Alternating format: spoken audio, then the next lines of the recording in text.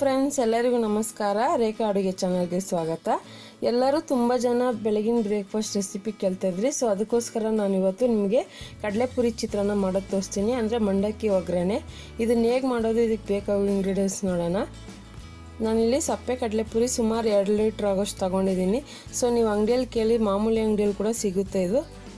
ಮತ್ತು ಒಗ್ಗರಣೆಗೆ ಈರುಳ್ಳಿ ಸುಮಾರು ಒಂದು 3 ಈರುಳ್ಳಿನ ಕಟ್ ಮಾಡಿ ಇಟ್ಕೊಂಡಿದ್ದೀನಿ. ಕೊತ್ತಂಬರಿ ಒಂದು ಅರ್ಧ ಕಪ್ಪು, ಕಡಲೆಬೀಜ ಒಂದು 3 ಟೇಬಲ್ ಸ್ಪೂನ್ ಆಗೋಷ್ಟು, 1 ಟೇಬಲ್ ಸ್ಪೂನ್ ಕಡಲೆಬೇಳೆ, 1 ಟೇಬಲ್ ಸ್ಪೂನ್ ಉದ್ದಿನಬೇಳೆ, ಮತ್ತು ಸಾಸಿವೆ ಜೀರಿಗೆ 2 ಸೇರಿ 1 ಟೇಬಲ್ ಸ್ಪೂನು, ಕರಿಬೇವು ಒಂದು 10 ಎಳೆ ತೊಗೊಂಡಿದ್ದೀನಿ, ನಿಂಬೆಹಣ್ಣು ಒಂದು ಫುಲ್ ಜ್ಯೂಸ್ ತೊಗೊಂಡಿದ್ದೀನಿ, ಮತ್ತು 3ರಿಂದ 4 ಹಸಿಮೆಣಸಿನ್ಕಾಯಿ ಕಟ್ ಮಾಡಿರೋದು.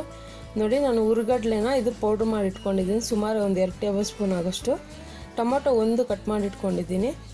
ಒಗ್ಗರಣೆಗೆ ಆಗೋಷ್ಟು ಎಣ್ಣೆ, ಮತ್ತು ಒಂದು ಅರ್ಧ ಟೇಬಲ್ ಸ್ಪೂನ್ ಅರಿಶಿನ ಪುಡಿ, ಮತ್ತು ರುಚಿಗೆ ತಕ್ಕಷ್ಟು ಉಪ್ಪು. ಈಗ ಹೇಗೆ ಮಾಡೋದು ಅಂತ ನೋಡೋಣ. ನಾನಿಲ್ಲಿ ಅಗಲವಾಗಿರೋ ಪಾತ್ರೆಯಲ್ಲಿ ನೀರು ಇದಿಟ್ಕೊಂಡಿದ್ದೀನಿ. ಸೊ ಕಡಲೆಪುರಿ ನೆನೆಸ್ಬೇಕಾಗುತ್ತೆ. ಇದನ್ನು ಚೆನ್ನಾಗಿ ನೆನೆಸಿ ಮತ್ತು ಹಿಂಡಿ ಒಂದು ಪ್ಲೇಟಿಗೆ ಹಾಕ್ಕೋಬೇಕಾಗುತ್ತೆ. ನೀವು ಉಪ್ಪು ಕಡಲೆಪುರಿ ಸಿಕ್ಕಿದ್ರೂ ಮಾಡ್ಬೋದು. ಸೊ ಅದರಲ್ಲಿ ಡಿಫ್ರೆಂಟ್ ಟೇಸ್ಟ್ ಬರುತ್ತೆ. ಸಪ್ಪೆ ಕಡಲೆಪುರಿಯಲ್ಲಿ ಮಾಡಿದ್ರೆ ತುಂಬ ರುಚಿಯಾಗಿರುತ್ತೆ ಮತ್ತು ಉದುರುದ್ರಾಗಿರುತ್ತೆ. ಇದನ್ನು ಚೆನ್ನಾಗಿ ತೊಳೆದು ಹಿಂಡಿ ಎತ್ತಿಟ್ಕೋಬೇಕಾಗುತ್ತೆ ಒಂದು ಪ್ಲೇಟಲ್ಲಿ. ಈಗ ಎತ್ತಿಟ್ಕೊಂಡಿದ್ದೀನಿ. ಸ್ಟವ್ ಮೇಲೆ ಒಂದು ಬಾಣಲಿ ಇಟ್ಕೊಂಡು ಬಾಣಲಿಗೆ ಎಣ್ಣೆ ಹಾಕ್ತದೆ. ಸುಮಾರು ಒಂದು 4ರಿಂದ 5 ಟೇಬಲ್ ಸ್ಪೂನು. ಈ ತಗೊಂಡಿರೋ ಕಡಲೆಪುರಿಯಲ್ಲಿ ಸುಮಾರು ಒಂದು 3 ಜನ ಆದರೂ ಬ್ರೇಕ್ಫಾಸ್ಟ್ ಮಾಡ್ಬೋದು. ಈಗ ಎಣ್ಣೆ ಕಾದ್ಮೇಲೆ ಸಾಸಿವೆ ಜೀರಿಗೆ ಹಾಕ್ತಾಯಿದ್ದೀನಿ, ಕಡಲೆಬೇಳೆ, ಉದ್ದಿನಬೇಳೆ, ಕಡಲೆಬೀಜ 3 ಹಾಕಿ ಮೀಡಿಯಮ್ ಫ್ಲೇಮ್ನಲ್ಲಿ ಇದನ್ನು ಹುರ್ಕೊಳ್ಳಿ. ಯಾಕಂದರೆ ಉರಿ ಜಾಸ್ತಿ ಇದ್ದರೆ ಸೀದೋಗೋ ಚಾನ್ಸಸ್ಗಳಿರುತ್ತೆ. ಸೊ ನಿಧಾನಕ್ಕೆ ಹುರ್ಕೊಳ್ಳಿ. ತುಂಬ ಜನ ಬ್ರೇಕ್ಫಾಸ್ಟ್ ರೆಸಿಪಿ ಕೇಳ್ತಾ ಇದ್ದೀರಾ. ನನ್ನ ಕೈಲಾದಷ್ಟು ವೆರೈಟಿಯಲ್ಲಿ ನಾನು ಮಾಡಿ ತೋರಿಸ್ತೀನಿ. ಈಗ ಹಸಿರು ಮೆಣಸಿನ್ಕಾಯಿ, ಈರುಳ್ಳಿ, ಕರಿಬೇವೆಲ್ಲ ಹಾಕಿ ಚೆನ್ನಾಗಿ ಹುರ್ಕೊತಾ ಇದ್ದೀನಿ. ಸ್ವಲ್ಪ ಈರುಳ್ಳಿ ಫ್ರೈ ಆಗೋಕ್ಕೆ ಉಪ್ಪು ಹಾಕ್ಕೊಳ್ಳಿ. ಯಾಕಂದರೆ ನಾನು ತಗೊಂಡಿರೋ ಸಪ್ಪೆ ಕಡಲೆಪುರಿ ಉಪ್ಪಿನಂಶ ಇರೋಲ್ಲ. ನೀವು ಉಪ್ಪು ರುಚಿಗೆ ತಕ್ಕಷ್ಟು ನೋಡಿ ಹಾಕ್ಕೊಳ್ಳಿ. ಸೊ ನಿಮಗೆ ಉಪ್ಪು ಕಡಲೆಪುರಿ ಸಿಕ್ಕಿದ್ರೆ ಅದರಲ್ಲೂ ಮಾಡ್ಬೋದು, ಸ್ವಲ್ಪ ಕಡಿಮೆ ಹಾಕ್ಕೊಳ್ಳಿ ಉಪ್ಪು. ಈಗ ಒಂದು ಟೊಮೊಟೊ ಹಾಕ್ತಾಯಿದ್ದೀನಿ. ಟೊಮೊಟೊ ಆಪ್ಷನಲ್ಲು, ನೀವು ಹಾಕಿದ್ರೆ ಚೆನ್ನಾಗಿರುತ್ತೆ. ಸೊ ಅದಕ್ಕೋಸ್ಕರ ನಾನು ಹಾಕ್ತಾಯಿದ್ದೀನಿ. ಈಗ ಅರಿಶಿನ ಹಾಕ್ತಾಯಿದ್ದೀನಿ. ಇದನ್ನು ಚೆನ್ನಾಗಿ ಫ್ರೈ ಮಾಡ್ಕೊಳ್ಳಿ. ಇದು ಗೊಜ್ಜು ಥರ ಆಗಬೇಕು. ಸ್ವಲ್ಪ ಟೊಮೊಟೊದಲ್ಲಿರೋ ನೀರಿನ ಅಂಶ ಬಿಡಲಿ. ಟೊಮೊಟೊ ಹಾಕೋದ್ರಿಂದ ಕಡಲೆಪುರಿಗೆ ಒಳ್ಳೆ ಗ್ರೇವಿ ಸಿಗುತ್ತೆ.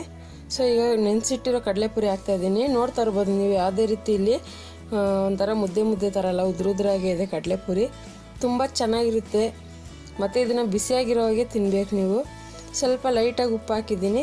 ಸ್ವಲ್ಪ ನಿಂಬೆಹಣ್ಣು ರಸ ಹಾಕ್ತಾಯಿದ್ದೀನಿ. ನಿಂಬೆಹಣ್ಣು ರಸ ನೀವು ಜಾಸ್ತಿ ಕೂಡ ಹಾಕೋಬೋದು, ತುಂಬ ಚೆನ್ನಾಗಿರುತ್ತೆ. ಈಗ ಇದನ್ನು ಮಿಕ್ಸ್ ಮಾಡ್ಕೊಳ್ಳಿ. ಇನ್ನೇನು ಸಮ್ಮರ್ ಟೈಮು ಮತ್ತು ಹಬ್ಬಗಳು ಎಲ್ಲ ಬರ್ತಾಯಿದೆ. ಒಳ್ಳೊಳ್ಳೆ ಅಡುಗೆಗಳು ಬಿಡ್ತಾ ಇರ್ತೀನಿ. ದಯವಿಟ್ಟು ನಮ್ಮ ಚಾನಲ್ನ ಮಿಸ್ ಮಾಡದೆ ನೋಡಿ ಅಂತ ಕೇಳ್ಕೊತೀನಿ. ಈ ಕಡಲೆಪುರಿ ಹಾಕಿದಾಗ ಮೀಡಿಯಮ್ ಊರಿನಲ್ಲಿ ಇಟ್ಕೊಂಡೇ ತಿರುಗಿಸ್ಬೇಕು ನೀವು. ಮತ್ತು ಹುರ್ಗಡ್ಲೆನೂ ಹಾಕಿ ಚೆನ್ನಾಗಿ ಮಿಕ್ಸ್ ಮಾಡ್ತಾಯಿದ್ದೀನಿ.